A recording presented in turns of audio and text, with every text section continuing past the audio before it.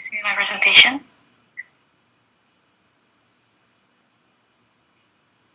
Yes, I'll be presenting my paper. Good afternoon, everyone.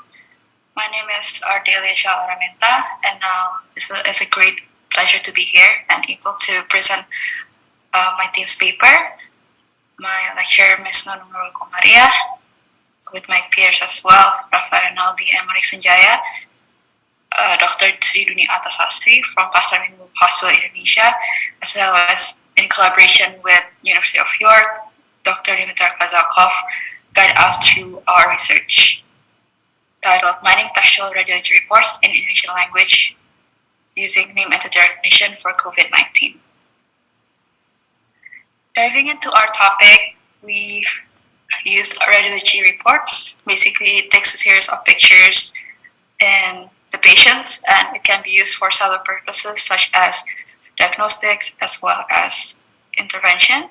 So the report usually observed from CT scan, MRI as well as X-ray, and often these radiology images generated to speech-to-text technology. Basically, it translated to text, so it's easier for physicians and doctors to highlight the important features that they obtain from the reports.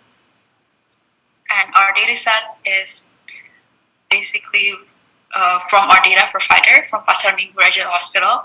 We have around 2,500 patient medical records that contains the demographic data as well as the clinical radiologist reports. After scraping, we have around 1,000 data for COVID-19 patients and 1,000 data for non-COVID-19. Well, since we are using the bootstrapping method, we use 100 data for the first batch of the model cycle and another 100 for second cycle of the model training. And in total, we use 200 radiologist reports data for the NER model. For our data annotation, we use from the Radlex Dictionary. Radlex Dictionary is basically the lexicon of radiology information that has been produced by the RSNA, the Radiological Society of North America. This is the example of our data. Basically, the name of entity, there is anatomical location modifier, change modifier, characteristic modifier, clinical finding, observation, as well as the size modifier. So the examples in our data set is in English section such as diaphragm, lungs, enlarged, normal, pneumonia, bronchopneumonia, such as the clinical finding. The observation can be, the example can be cardiomegaly present, and the size modifier can be the 4.5 centimeters in enlargement of, for example, the cardiomegaly and so on. So this is the flow of our model. Basically, we used the regular reports and we did the text cleaning, tokenization, and using the Radlex Dictionary that I've explained before, we do post-tagging using LightTag, and I'll be explaining LightTag after this slide. And then from there, we're able to extract the base features of the word representation and create the feature factors for training as well as testing on our data. And from there, we have the NER model that's able to highlight the medical name entities based on the Radlex Dictionary before.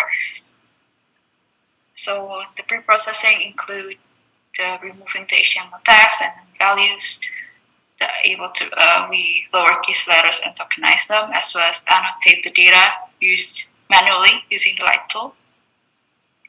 So this is the example of how the light tool works. We're able to manually tag based on the tag that we are given. This is an example of the radiology report, such as each of the entity able to be manually tagged by the annotators, which is our team. And from there, we're able to create the NER model, which is the spacey NER that I've explained. So our model is basically designed to extract the clinical information using the spacey NER. The NER component include the deep learning. The architecture is combining CNN as well as LSTM. And this is the example of how we tag our data. For example, the heart, not enlarged and regular. So heart is the anatomical location. The change is that the heart is not enlarged, and the characteristic it is regular. And the observation from there is that it looks like the patient have cardiomegaly, and from there it can also tell the clinical finding, which is pneumonia, from the specific report.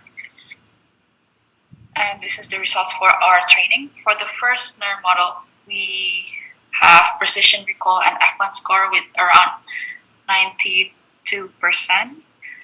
The lowest would be for the size modifier, which is 80%. And the highest one goes to our anatomical location modifier, which is around 92% for precision recall and F1. And for the second model, we annotate another 100 data, which is basically the total of the combined 100 data, and the model becomes, with the pattern that we already give to the first 100 data, the model becomes better, and it has around 99% with the lowest size modifier of 89% accuracy for the model itself. So from both of the model, we have around 96.8 precision for the model. So yes, for the conclusion, the final results of the model achieve overall accuracy of 96% for both of the model and each NER entity. The classes are very satisfactory, and what we observe from this is basically the number of the annotated instances progress. So basically the trained boundary patterns gradually get richer every time the cycle goes. For example, the first one, it's around 92%, and then for the second one, we have around 99%. So the model gets richer every time we train the boundary patterns. Thank you. That's all for our presentation. If you guys have any Q&A questions for me, please do ask. Thank you.